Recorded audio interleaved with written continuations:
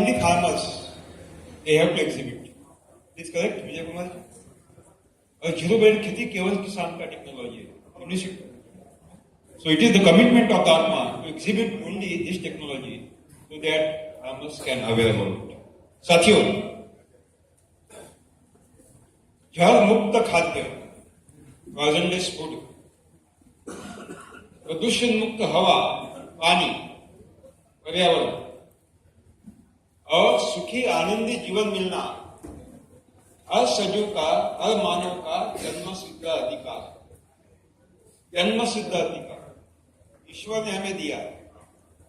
लेकिन इस विनाशकारी हरित क्रांति के माध्यम से और सेंद्रीय व्यवसाय के माध्यम से ये हमारा अधिकार हमसे छीन लिया गया है.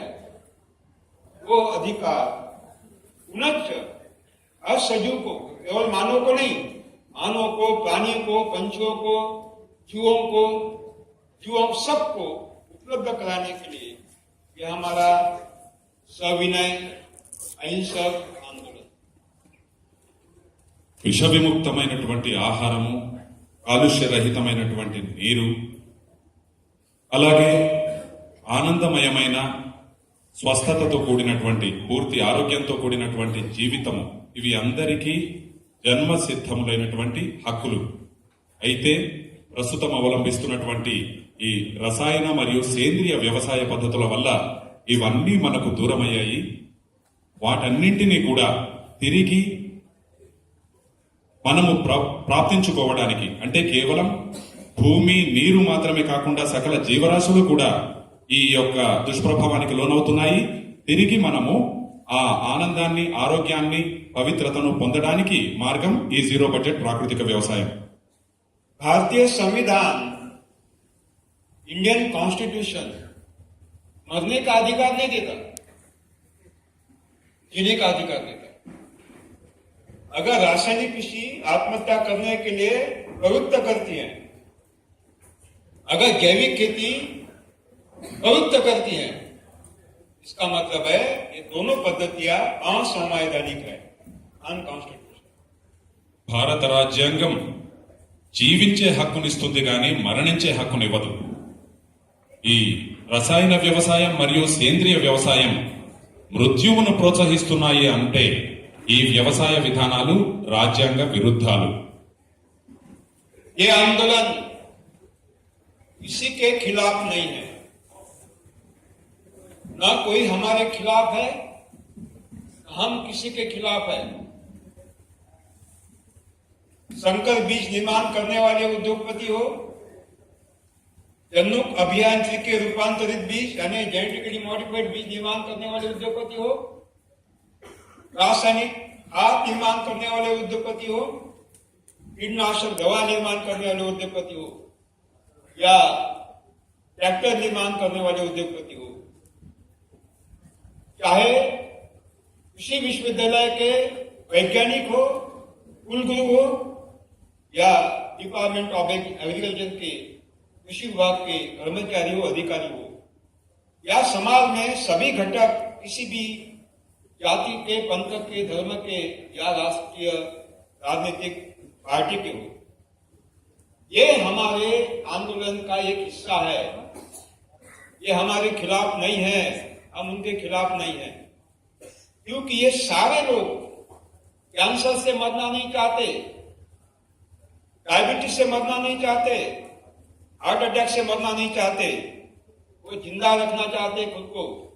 और उनको ये भी मालूम है कि ये जानलेवा बीमारियां जहरीला खाने से होती है, प्रदूषित पानी हवा से होती है, ये भी उनको मालूम है. मीडिया ने उनको अवगत कर दिया गया है. वो चाहते हैं पोल्यूशन फ्री एटमॉस्फेयर, पॉइजनलेस फूड, वो विष मुक्त खाद्य चाहते हैं, प्रदूषण मुक्त पानी, पर्यावरण चाहते हैं. तो हम उनको दे रहे हैं, हम उनको विष मुक्त खाद्य दे रहे हैं, प्रदूषण मुक्त पानी, पर्यावरण दे रहे हैं. हम उसको जिंदा रखना चाहते हैं. हम उनके दुश्मन कैसे हो सकते हैं, वो हमारे दुश्मन कैसे हो. इस आंदोलन में सभी का स्वागत है.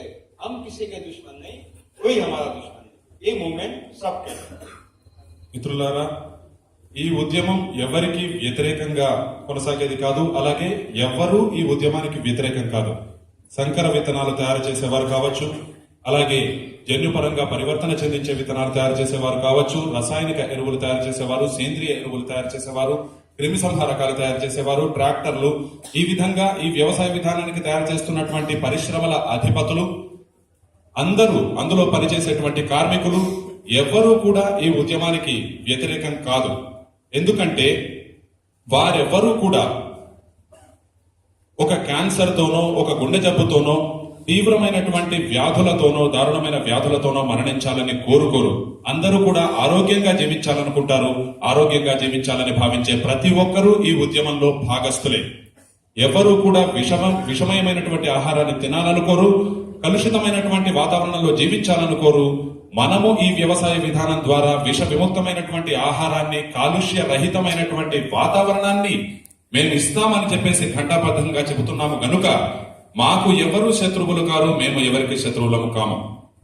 आज मैं हरित क्रांति का विरोध कर रहा हूं, लेकिन जब हरित क्रांति हमारे देश में आई तब मैं विरोध करने के मूड में नहीं रहता, मैं उसका स्वागत करता, क्योंकि उस समय हरित क्रांति की आवश्यकता थी। पंडित जवाहरलाल नेहरू जी तत्कालीन पंतप्रधान भारत के, संसद में उन्होंने आश्वासन दिया था कि हरित क्रांति हम इसलिए ला रहे हैं कि भूखे पेटों को 2 समय की रोटी मिले। हम खाद्यान्न के बारे में स्वावलंबी नहीं है और खाद्यान्न का स्वावलंबन प्राप्त करने के लिए हमने इस हरित क्रांति को स्वीकार किया है। बिल्कुल सही था निर्णय, पंडित नेहरू जी का निर्णय उस समय बहुत सही था, 100% सही था, उसमें कोई दो राय नहीं होना चाहिए। लेकिन 60 साल के बाद सवाल वही खड़ा है, क्या हरित क्रांति से हम स्वावलंबी बन गए हैं? सवाल वही खड़ा है।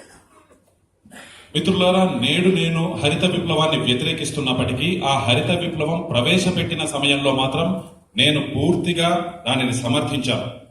ఎందుకంటే నాడు చట్టసభలో మన ప్రధానమంత్రి పండిత జవహర్లాల్ నెహ్రూ గారు ఆకలి కడుపుకు 2 పూటల పట్టెడు అన్నం లభించాలి అంటే మనము ఈ హరిత విప్లవాన్ని అనుసరించాలి అని చెప్పి ప్రకటించారు.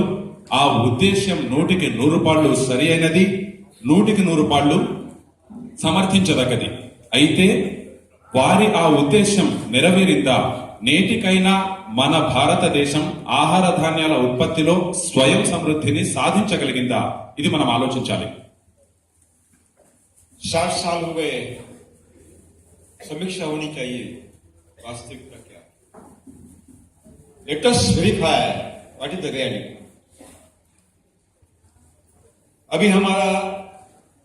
अभी जो विसर्जित योजना आयोग, लैंड कमीशन ऑफ इंडिया,